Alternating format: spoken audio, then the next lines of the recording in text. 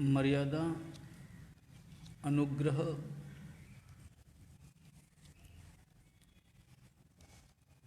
समर्पण,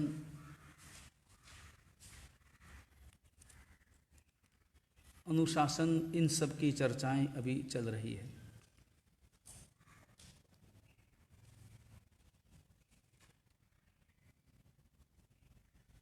व्यक्ति कैसे समूह में रहना सीखे,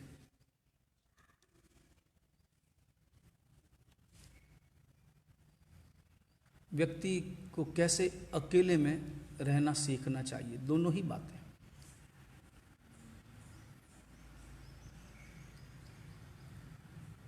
एकाकीपन का अनुभव जब तक नहीं होता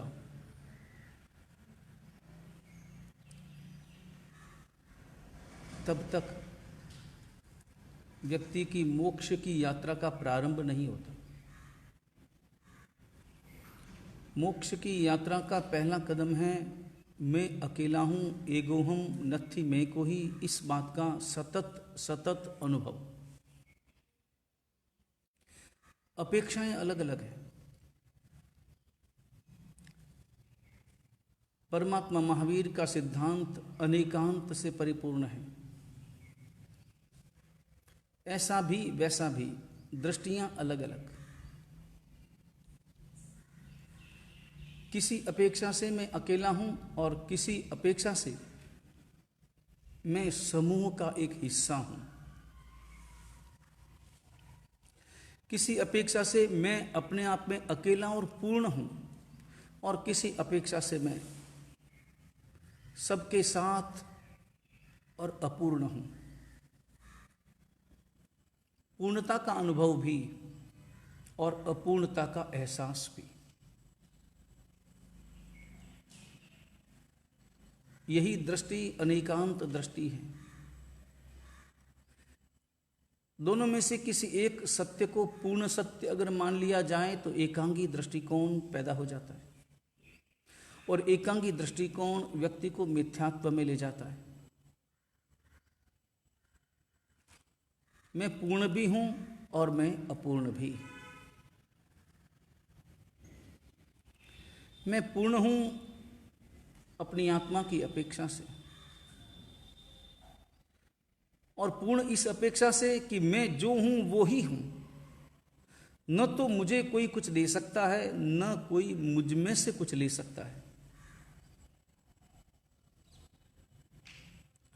इस अपेक्षा से मैं पूर्ण हूं। जितना हूं अपने आप में पूरा हूं। कोई भी मुझसे कुछ छीन नहीं सकता और कोई भी व्यक्ति मुझे कुछ दे भी नहीं सकता।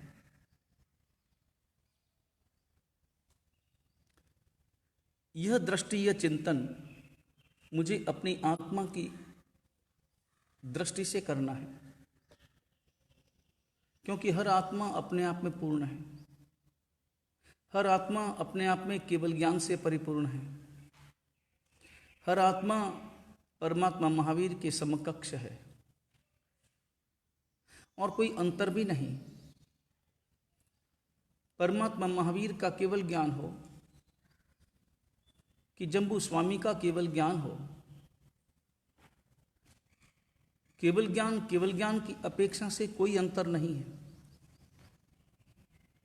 उम्र का अंतर हो सकता है, देश काल का अंतर हो सकता है, शारीरिक ऊंचाई लंबाई इनमें अंतर हो सकता है, नाम में अंतर हो सकता है, लेकिन केवल ज्ञान के बहते झरने में न किसी स्वाद का अंतर है, न स्वरूप का अंतर है।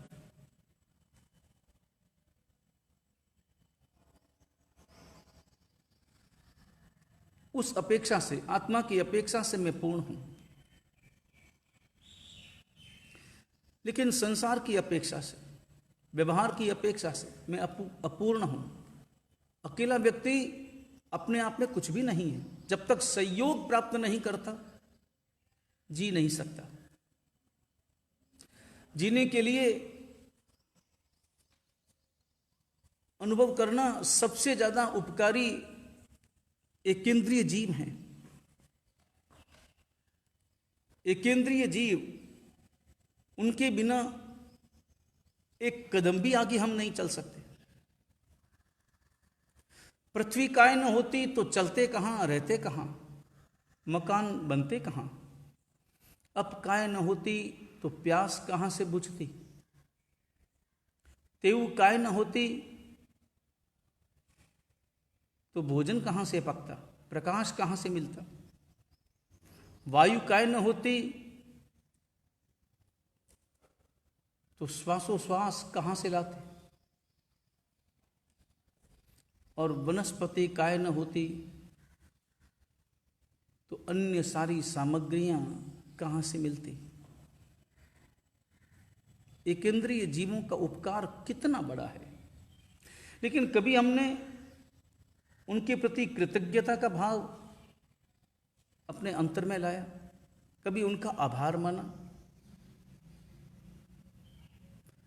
इस दुनिया में सामान्य सा उपकार हम प्राप्त करते हैं तो उनके प्रति अपना आभार व्यक्त करते हैं, कृतज्ञ मानते हैं।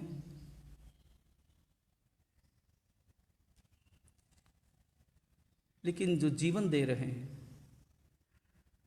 और पल प्रतिपल दे रहे हैं, सतत दे रहे हैं, जन्म से मृत्यु पर्यंत लगातार, जिनका अनूठा सहयोग है, और ऐसा सहयोग कि जहां बदले की कोई भावना न हो, बदले में कुछ नहीं चाहते। इस दुनिया में ऐसे व्यक्ति मिलने मुश्किल हैं जो उपकार के बदले में अपना स्वार्थ साधना नहीं चाहते हों।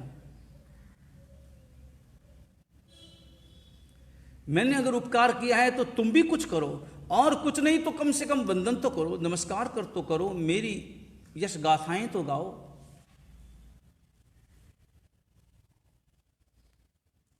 उपकार के बदले में व्यक्ति सम्मान चाहता है, व्यक्ति यश चाहता है, अपने स्वार्थ को साधना भी चाहता है।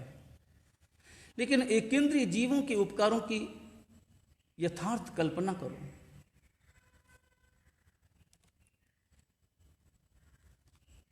बदले में कुछ नहीं मांगते,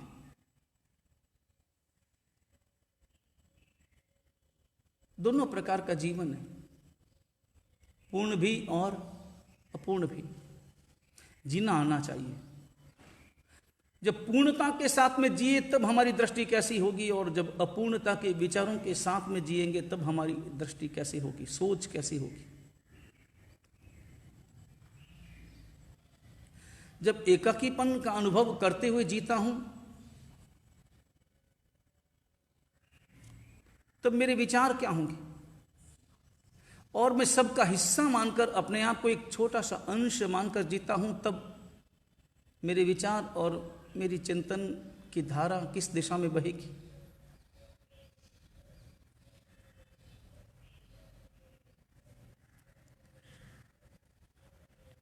न तो हमें अकेले जीना आया है और न समूह में जीना आया है। अकेला हूं, होता हूं या अकेलेपन का अनुभव करता हूं तो बहुत घबराहट होती है, भय लगता है, पसीना आता है, हाथ पांव कांपने लग जाते हैं। मैं अकेला हो गया हूं, मेरा कोई नहीं है, मेरा कोई नहीं है। और समूह में रहने पर भी जो व्यक्ति अकेलेपन का अनुभव करता हो, रहता है सबके साथ, फिर भी वो ऐसा सोचता है, आत्मा की दृष्टि से एकाकीपन का अनुभव नहीं करता। अगर आत्मा की दृष्टि से एकाकीपन का अनुभव करता तो तिर जाता।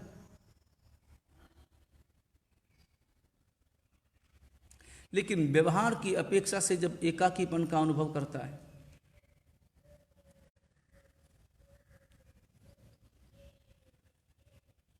उसका जीना मुश्किल हो जाता है। साथ में होने पर भी, सबके साथ रहने पर भी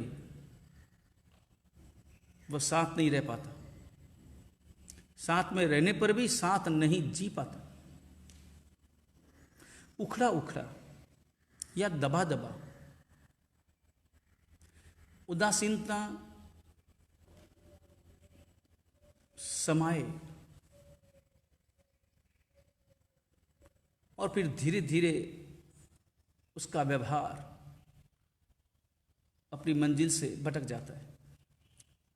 चिड़चिड़ापन अलग से, प्रसन्नता का अभाव, और फिर कोई भी घटना और कोई भी परिस्थिति उसे प्रसन्न नहीं कर पाती, क्योंकि वह रात दिन उन्हीं विचारों में खोया रहता है कि यहां सब हैं मगर मेरा कोई नहीं। कभी विचार करना कि मेरा कोई नहीं, इन विचारों के कारण जब व्यक्ति उदास होता है तो इन विचारों के पीछे कहीं यह भावना तो काम नहीं करती कि मुझे कोई चाहिए और मुझे कोई नहीं मिला।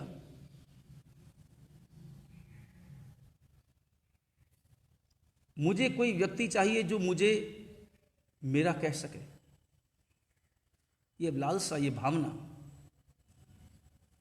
लेकिन यह भावना तो संसार की है। संसार में भटका हुआ आदमी सतत यह चाहता है कि कोई मुझे मेरा कहे, मैं किसी को मेरा कहूं उसकी अपेक्षा कोई मुझे मेरा कहे, यह मुझे ज्यादा अच्छा लगता है। मैं किसी को मेरा मानूं न मानूं,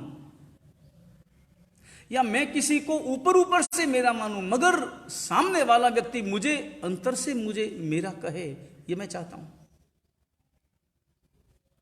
सामने वाला, और मुसीबत यह है कि सामने वाला अंतर से मानता है, तब भी मैं ऐसा ही सोचता हूं कि वह ऊपर ऊपर से मुझे मेरा मानता है,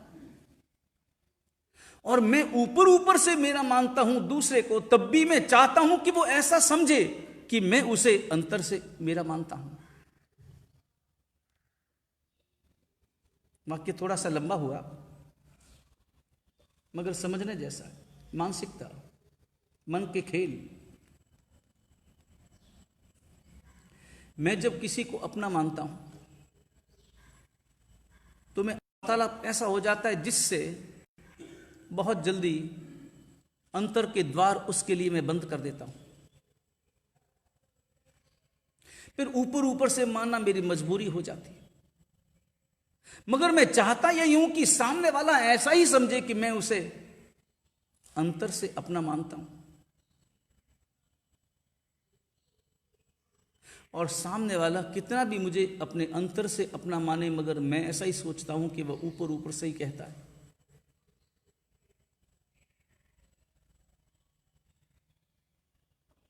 और इसमें एक बात और,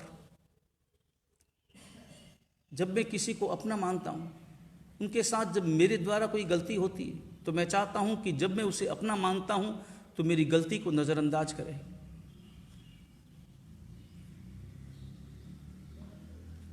और जो मुझे अपना मानता है उसके द्वारा कोई सामान्य गलती हो जाती, छद्मस्त है, ज्ञानी नहीं है, कषायों से परिपूर्ण है, दोषों से भरा है, गलतियां होने की बहुत संभावनाएं हैं। जो मुझे अपना मानता है उसके द्वारा कोई गलती होने पर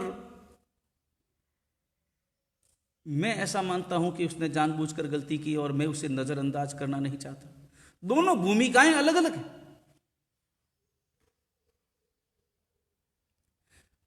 उसके प्रति मेरे विचार, मेरे प्रति उसके विचार, दोनों की समीक्षाएं मैं अलग अलग पोथियों से करता हूं,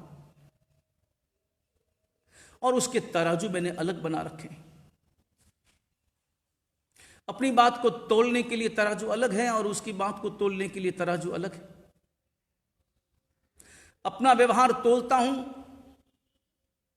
तो उसमें मैं व्यवहार वाला पलड़ा भारी रखता हूं, डंडी ऐसे हिलाता हूं कि मेरे व्यवहार का पलड़ा भारी हो, और जब सामने वाले व्यवहार को मैं तोलने लगता हूं तो बाट वाला हिस्सा, बाट वाला तराजू भारी रखता हूं। अपने व्यवहार की मैं कीमत करता हूं, सामने वाले के व्यवहार की मैं कीमत नहीं करता, भले वैसा ही व्यवहार हो।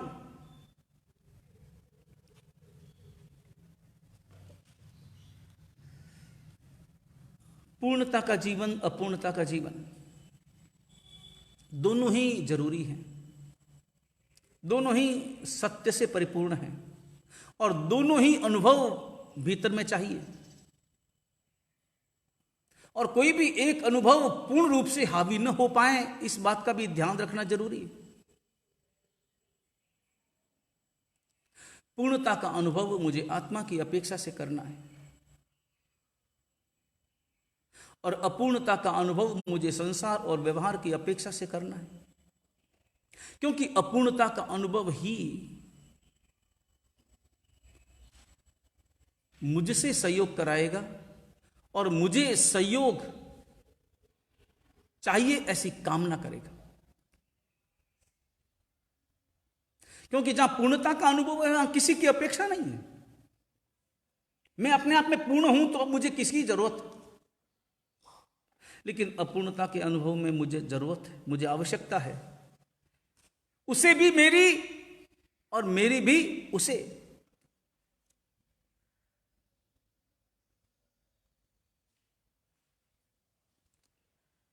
और इसीलिए व्यवहार का जो जीवन है उसकी एक मर्यादा है, उसमें अनुशासन चाहिए, उसमें अनुग्रह चाहिए।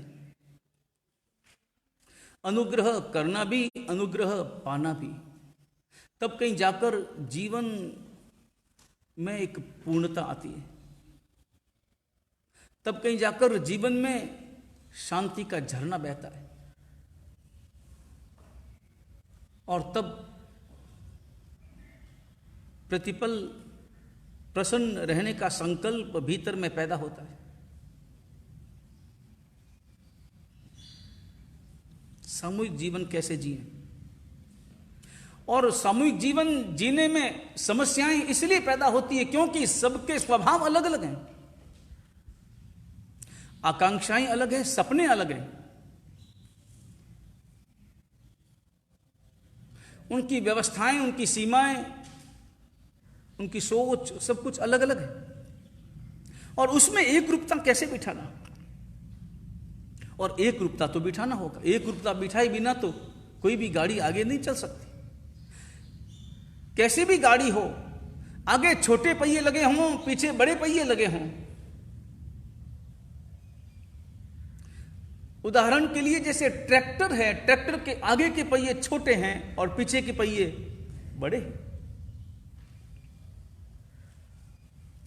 बड़ा वाला पहिया एक राउंड में जितनी जगह काटता है, छोटे वाले पहिए को उतनी जगह काटने में 2 राउंड करने पड़ते हैं।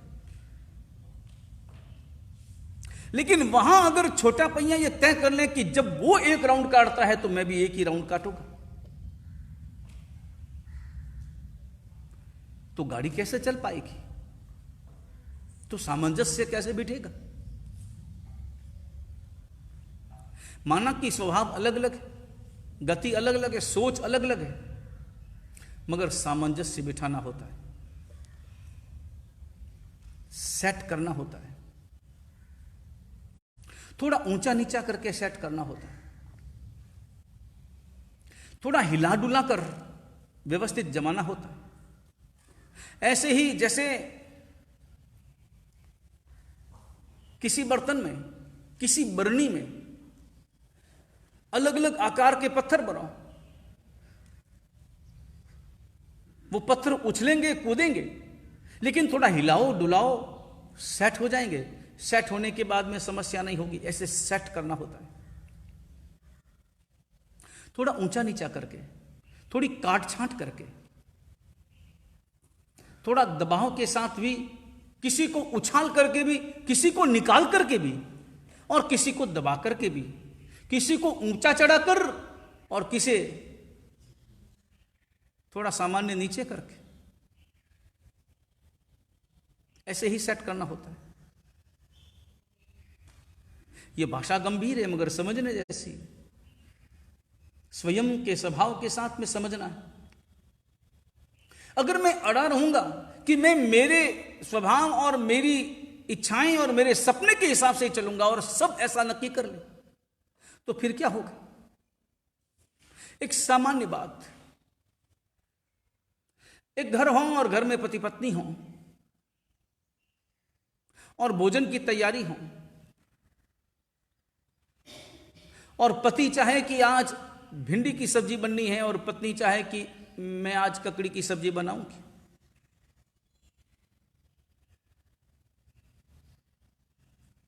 और कभी कभी सवाल वस्तु का नहीं, सवाल बात का समस्या खड़ी कर देता है। न तो पति को भिंडी के प्रति उतना आकर्षण है और न पत्नी के हृदय में ककड़ी के प्रति कोई मोह ममत्व है, लेकिन समस्या इसके बाद में शुरू हो जाती। बाद की समस्या इस अर्थ में कि पति ने कहा कि जब मैंने भिंडी कहा है तो भिंडी ही बनेगी, और पत्नी कहे मैंने ककड़ी बोला है तो ककड़ी ही होगी। तो समस्या भिंडी और ककड़ी की नहीं थी, और समस्या उन शब्दों की नहीं थी, बल्कि उन शब्दों को निकालने वाले होठों की थी, उन शब्दों को प्रकट करने वाले मन की थी, उन शब्दों को प्रकट करने वाले व्यक्ति की थी।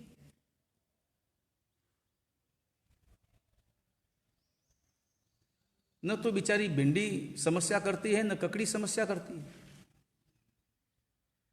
समस्या व्यक्ति का अहंकार करता है, फिर जिद करता है, और फिर अड़े रह जाएं। किसी न किसी को तो समझौता करना होगा, और तभी तो समूह का जीवन आगे बढ़ता है, समूह की गाड़ी आगे बढ़ती है। पहिए अलग अलग हों, मगर सामंजस्य बिठाई बिना गाड़ी आगे नहीं बढ़ सकती। कभी कभी दूसरों की इच्छाओं को स्वीकार करने के लिए अपनी इच्छाओं का बलिदान भी देना होता है।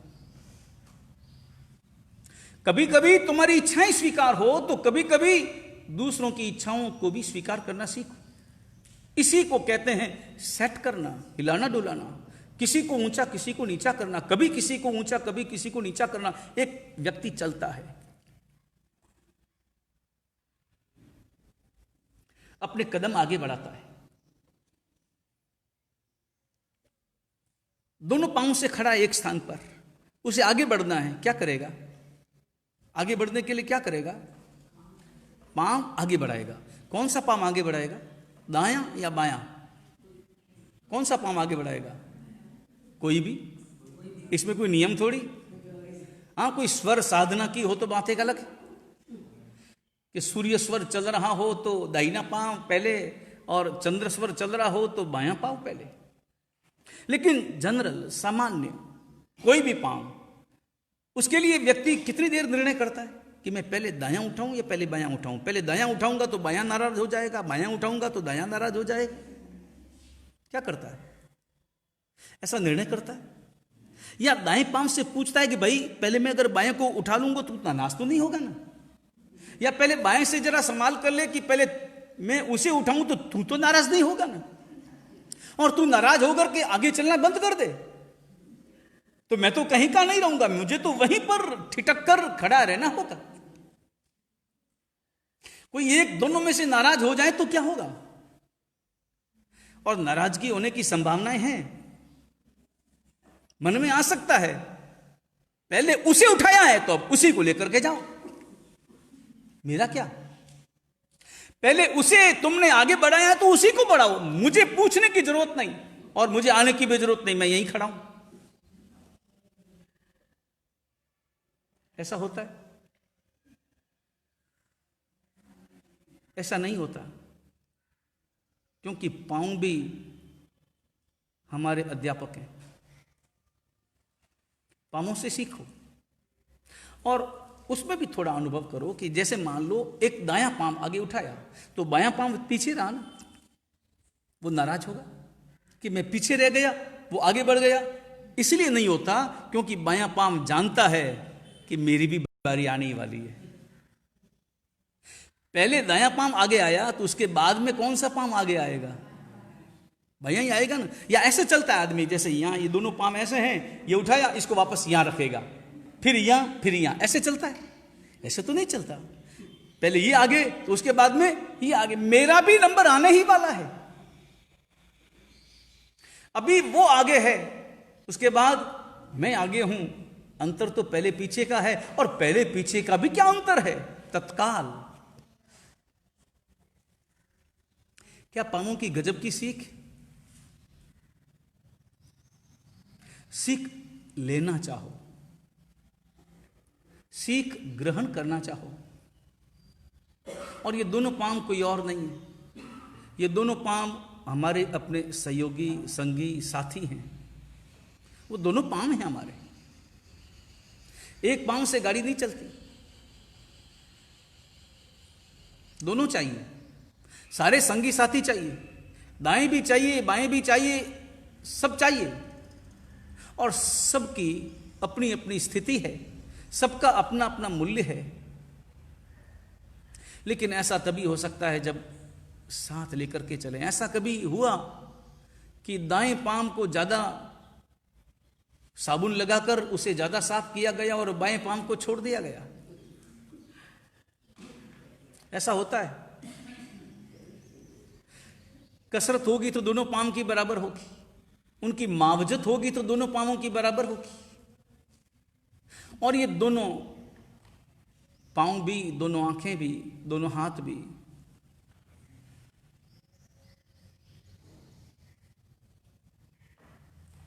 ये बराबर बराबर का व्यवहार करना अगर आ जाए,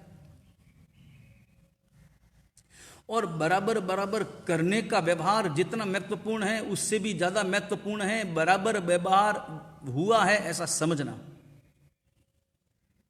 ऐसा मानना। मुश्किल करने की कम है, मुश्किल मानने की ज्यादा है, समझने की ज्यादा है। सामने वाला बराबर बराबर व्यवहार करता है तब भी हम बराबर बराबर कहां समझ पाते हैं। और सच्चाई यह भी है कि बराबर बराबर व्यवहार से हम राजी भी नहीं होते, कुछ अतिरिक्त चाहिए।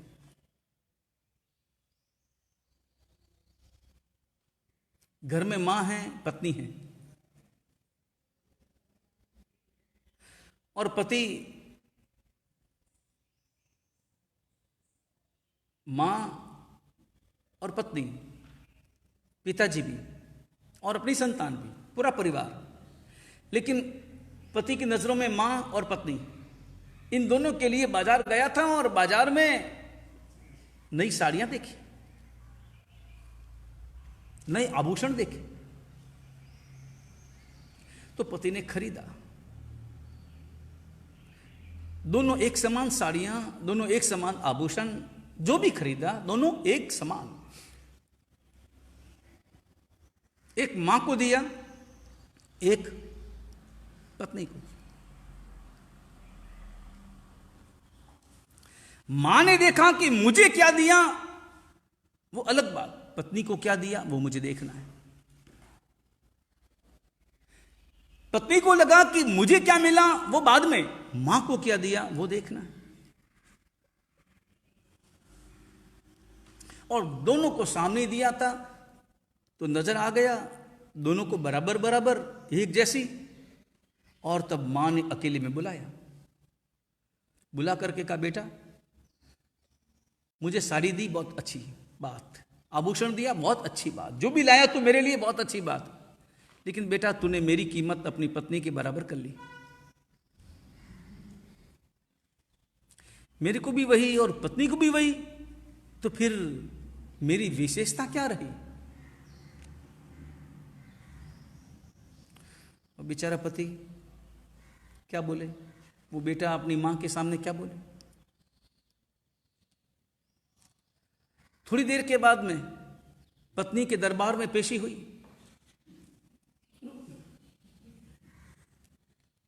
और वो बोली, ले जाओ तुम्हारी साड़ी और ये आभूषण नहीं चाहिए। हुआ क्या? वही साड़ी मेरे लिए और वैसी साड़ी मां के लिए भी, तो मेरी क्या विशेषता? मैं तुम्हारे लिए घर बार छोड़ करके आई, परिवार छोड़ करके आई। और सबके अपने अपने शब्द है, शब्दों के अर्थ, अपनी महिमा के, अपनी विशिष्टता के। मां बोली, मैंने तुझे जन्म दिया, पाल पोस कर बड़ा किया, और अभी अभी आई और उसके पीछे तू लट्टू हो गया, मुझे भी उतना और उसे भी उतना। और पत्नी बोली कि बस तुम तो मां का गेला हो गया, मैं परिवार छोड़ करके आई, ये सब करके आई, मुझे भी उतना। मजा तो तब आता जब तुम्हारी मां को 1 साड़ी मिलती और मुझे 4, मां को 2 तोले का आभूषण मिलता और मुझे 8, और मजा मां को भी तभी आता जब उसे कम मिलता, मुझे ज्यादा मिलता। व्यक्ति बराबर बराबर चाहता कहां है? तो समस्या बराबर बराबर करने की है या बराबर बराबर मानने की? समस्या मानने की है। और अगर मैं मान लूं तो बराबर न होने पर भी बराबर है, नहीं मानूं तो बराबर होने पर भी बराबर नहीं है।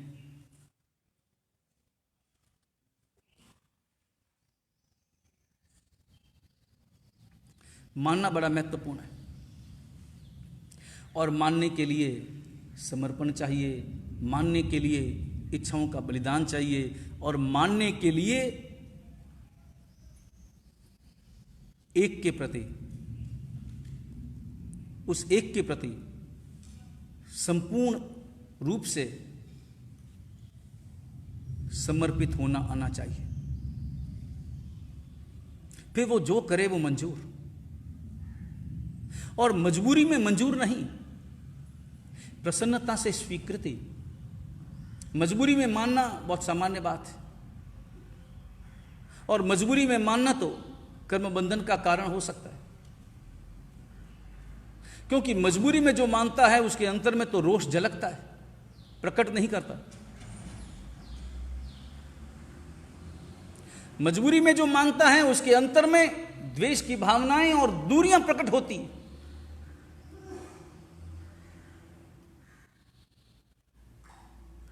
और भीतर में कहीं ना कहीं उस घटना को वो इकट्ठा करके रखता है, मौके की तलाश में रहता है, कब मौका मिले और कब मैं सुनाऊं, कब मैं बताऊं। इन भावनाओं से मजबूरी में आदमी मानता है, वो कैंसर बन जाता है, वो कभी न कभी फूटती है गांठ। प्रसन्नता से स्वीकार करना, जैसा उन आचार्य भगवंत के निर्णय को सब साधुओं ने स्वीकार किया। नहीं मिलने पर भी बराबर बराबर माना, ज्यादा मिलने पर भी बराबर बराबर माना, कम मिलने पर भी बराबर बराबर माना। क्योंकि वही बात जो मैं रोज कहता हूं, आयरिया पच्चवायम जानन्ति। एक के प्रति आपको अपने जीवन को सौंपना होगा, और जिन शासन की यही तो महिमा है। जिन शासन में स्वतंत्रता नहीं है, जिन शासन में समर्पण है।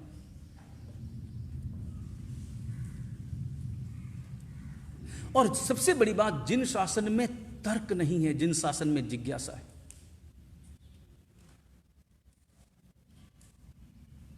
तर्क और जिज्ञासा में अंतर है।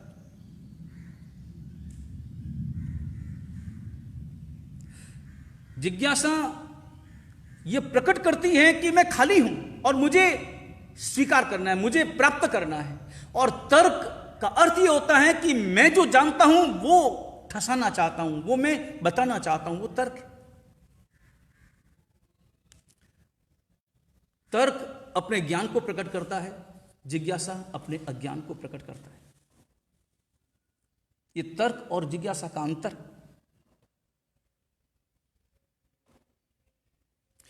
और तर्क बहुत जल्दी हठाग्रह और दुराग्रह का रूप धारण कर लेता है। इसलिए जिन शासन में तर्क करने का कोई अधिकार नहीं है, जिज्ञासा हो सकती है।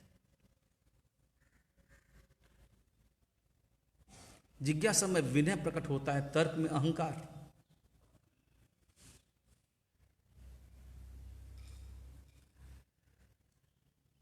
घटना को देखें। आचार्य भगवंत अपने 8 शिष्यों के साथ जा रहे थे, और आचार्य भगवंत को पता था कि आज पानी पर्याप्त मात्रा में नहीं मिला है। यहां पर्याप्त मात्रा का अर्थ होता है शरीर को जितनी अपेक्षा है, नहीं मिला। राहत होने लगी, रुकना कहां।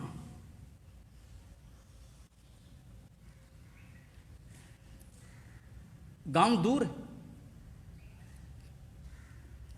और बताया था लोगों को पूछने पर उससे ज्यादा दूरी लगी है, अथवा हम रास्ता ही भटक गए हों। और पुराना जमाना जहां न तो कोई सड़कें थी न कोई साइन बोर्ड थे, पगडंडियां निकलती थी, कच्चे रास्ते थे, और एकाध जगह पगडंडी में कभी दिशा भ्रम के कारण जाना था दाईं ओर, चल दिए बाईं ओर, तो स्वाभाविक रूप से रास्ता लंबा हुआ। और इतने में सूर्यास्त होने का समय, अब अंधेरा थोड़ी देर के बाद में होने लगेगा। अंधेरे में चलना कैसे? दोनों तरफ एक तो कल्पता नहीं, श्रमण धर्म विरोधी है, और दूसरा रास्ते में कांटे कंकर हो और कोई जीव जंतु हो, उनकी विराधना, तो कैसे चल पाएंगे? कोई नहीं मिला स्थान तो सिवाय अपवाद मार्ग के सेवन के और कोई उपाय नहीं है। और इतने में आगे आगे जो दो साधु जा रहे थे, वृद्ध, आगे तलाश करते हुए, एक प्याऊ दिखी, एक मकान दिखा, बाहर एक बड़ी शाल थी और छोटा सा कमरा था। अच्छी तरह से अवलोकन किया, कमरे में पानी था, मटके थे, मटके भरे हुए थे, और भरे हुए मटके थे ऐसा खोल करके नहीं देखा, ढक्कन लगे हुए थे, खोल करके नहीं देखा, मगर चूंकि पानी के मटके, उनमें से पानी चू रहा था, तो समझ गए कि पानी से भरा है। और सारे साधन भी हैं, लोटा भी है, गिलास भी है। प्याऊ में रुकने का श्रमणों के लिए मना है,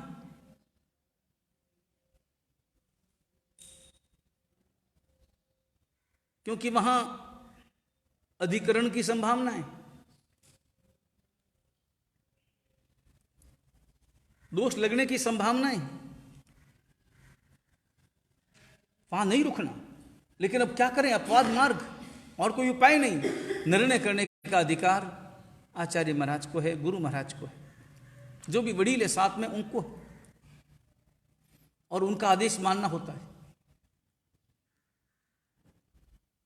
और आचार्य महाराज ने आदेश दिया कि यहीं रात रुकेंगे।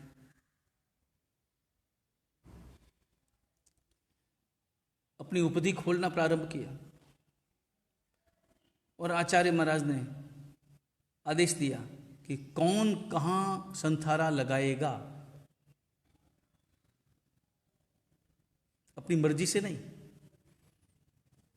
और ऐसा भी नहीं कि पहले आवे सो पहले पावे, वहां ये नियम भी नहीं था। और पहले पहुंचने वाले साधु भी, उन्हें रुकना होगा।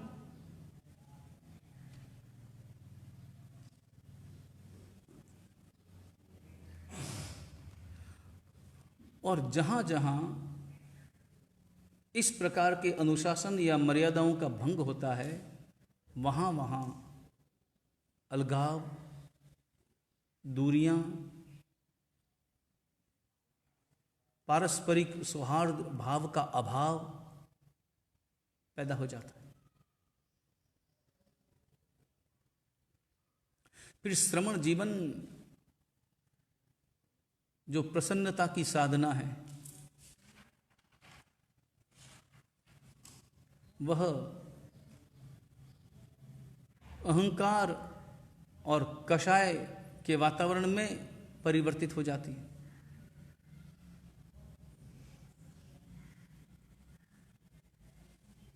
और आचार्य भगवंत ने सबसे पहले अपना आसन लगाया। वो जो शाल थी, शाल से जो कमरे में जाने का रास्ता था, उस रास्ते पर आचार्य महाराज ने चारों ओर देखा, सबको देखा और अपने मुनियों को देखा। भीतर ही भीतर हवा का अभाव था, हवा कम आती थी, गर्मी थी, मगर फिर भी आचार्य भगवंत ने कहा मैं गर्मी सह लूंगा।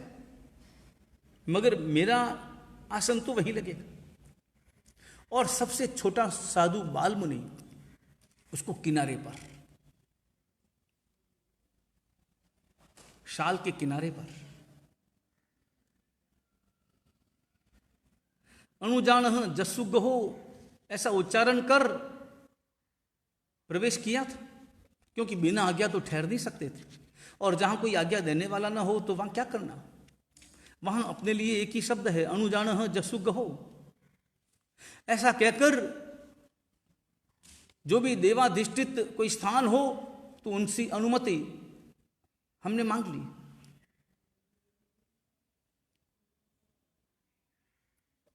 किनारे पर जहां हवा मिले वहां उसे ठहराया गया। संथारा, कोई प्रश्न नहीं कर सकता था कि यहां नहीं, मुझे वहां, मैं संथारा वहां लगाऊं, नहीं मैं वहां संथारा लगाऊं। कभी कभी आदेश मांगते हैं मगर इच्छा पूर्वक, और प्रसन्नता भी तो तभी होती है कि जब आदेश में हमारी इच्छाएं पूर्ण होती हो। आदेश इच्छानुसार हो तो ही आदेश आदेश लगता है। अगर आदेश इच्छानुसार न हो, इच्छा के विपरीत हो, तो आदेश फरमान जैसा मालूम पड़ता है, जबरदस्ती। फिर मन मसोस कर स्वीकार करना होता है। फिर वहां आचार्य महाराज को दोबारा कहने की जरूरत नहीं होती, नहीं तो मैं वहां, नहीं तो मैं यहीं, मैंने कहा ना एक बार वहीं, ऐसा कहने की अपेक्षा नहीं है। जहां ऐसा कहा जाता है समझ लेना कि वहां समस्याओं का प्रारंभ हुआ, अविनय का प्रारंभ हुआ। और एक बात और, अविनय एक चेपी रोग है। विनय का प्रचार में समय लगता है। अविनय चेपी रोग, कोरोना जैसा। अविनय तो कोरोना जैसा है। लगा हाथ कि कोरोना हुआ, छुई किताब कि कोरोना हुआ, उसकी कुर्सी पर बैठे कि कोरोना हुआ। यह अविनय ऐसा चेपी रोग है। चेपी रोग समझे ना। विनय को देखकर विनय सीखना बहुत मुश्किल है, मगर अविनय को देखकर अविनय सीखना बहुत आसान है, और बहुत जल्दी हम सीख लेते हैं। इसलिए बहुत सावधानी से जीवन जियो, क्योंकि आपकी हर क्रिया का असर दूसरों पर हो रहा है, छोटों पर हो रहा है। आप स्वयं जैसा व्यवहार करेंगे, दूसरे भी फिर वैसा ही व्यवहार करेंगे। विनय भरा व्यवहार करेंगे तो दूसरे विनय भी सीखेंगे, भले इतनी जल्दी नहीं मगर धीरे धीरे मगर सीखेंगे। और 9 घटनाएं आपकी विनय वाली है, मगर एक घटना अगर अविनय वाली है तो दूसरे उन 9 घटनाओं को याद करेंगे या उस एक घटना को। 9 विनय वाली घटनाओं पर एक अविनय वाली घटना भारी पड़ जाती है। संथारा लगा और सब साधुओं ने सारी स्थिति देख ली, और बाल मुनि ने हॉल देखा, कमरा देखा। पानी शाम को मिला न था और ऊपर से विहार हुआ था। प्यास खतरनाक लग रही थी, और प्यास जितनी खतरनाक नहीं थी, उस प्यास को बुझाने की आकांक्षा उससे भी खतरनाक थी, गहरी। दोनों में कभी अंतर सीखने का या समझने का अनुभव करना। प्यास कितनी है और प्यास को बुझाने का भाव कितना है, दोनों में से ज्यादा कौन? प्यास ज्यादा या प्यास को बुझाने का आकांक्षा भाव ज्यादा? ज्यादा क्या? भाव ही ज्यादा रहता है। प्यास इतनी आकुल व्याकुल नहीं करती, जितना मन में ऐसा आ जाना, अरे पानी मिल जाए, अरे पानी मिल जाए, अरे मिल जाए, ये आकुल व्याकुल व्यक्ति को बना देती है।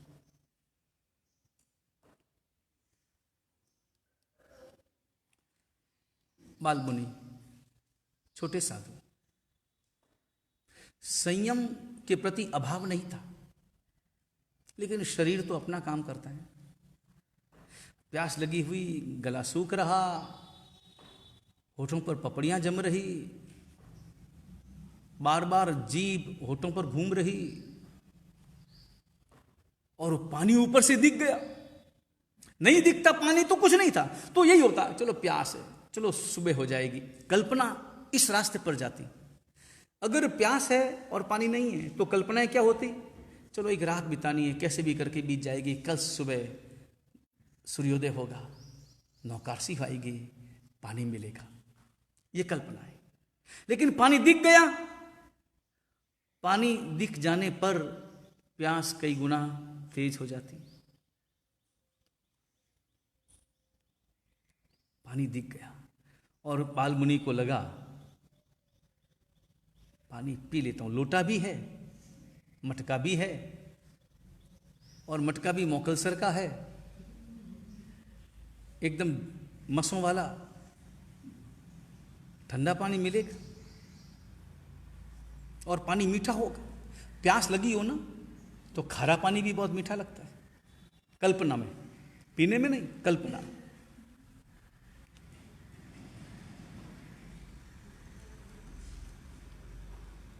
पानी मिलेगा, अब क्या करना, सो गए।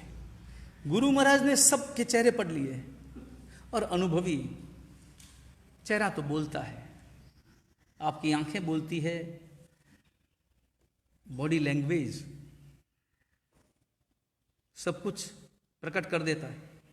कोई शातिर आदमी हो तो बात एक अलग है, जो अपने हाव भाव छुपाना जानता हो, लेकिन साधु तो भोले भाले होते हैं, सीधे होते हैं। वो सब पंच महाव्रतधारी हैं, उन्हें तिया पांचा नहीं आता।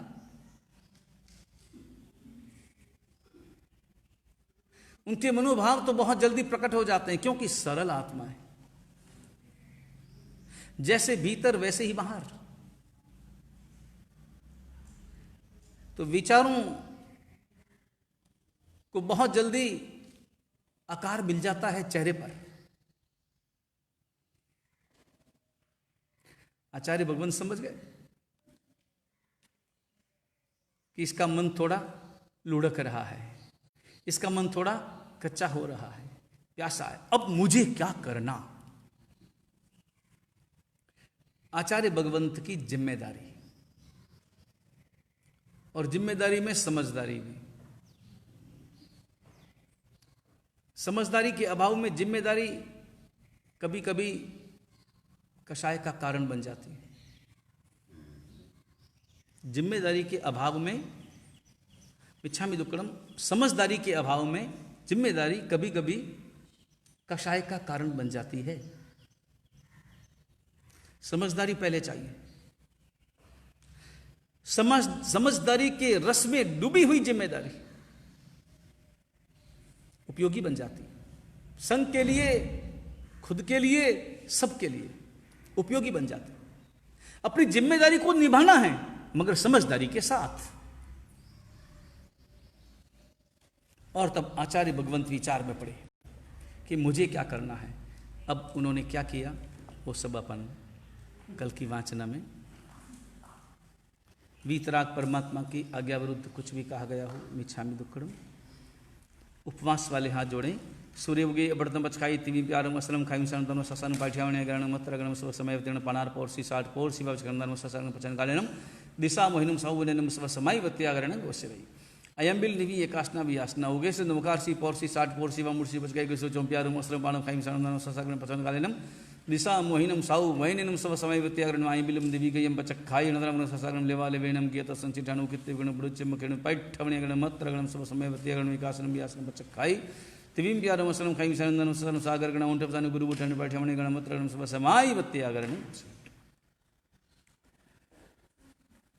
सर्वमङ्गलमाङ्गल्यं सर्वकल्याणकारणं प्रदानं सर्वधर्माणां जैनं जयति शासनम्।